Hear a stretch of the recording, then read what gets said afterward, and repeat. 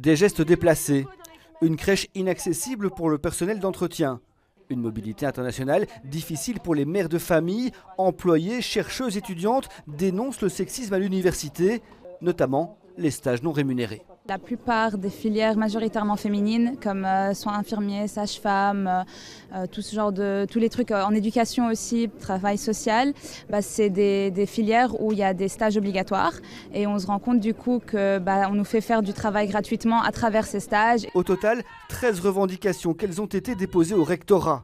Pour les chercheuses, il s'agit de mettre fin au principe plus on publie, plus on accède aux fonctions académiques. Certaines femmes publient moins dans la mesure où en fait elles effectuent aussi d'autres tâches, notamment administratives, de coordination des centres, de gestion des centres ou des tâches d'enseignement. Ces tâches-là en fait sont pas prises en compte dans les critères d'excellence. Des femmes qui dénoncent aussi le plafond de verre. Sur 60% d'étudiantes au départ, seuls 30% accèdent au doctorat.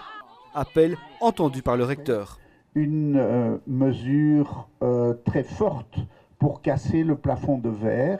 Et donc nous avons créé une mesure qui impose un équilibre entre les désignations, les promotions des hommes et des femmes.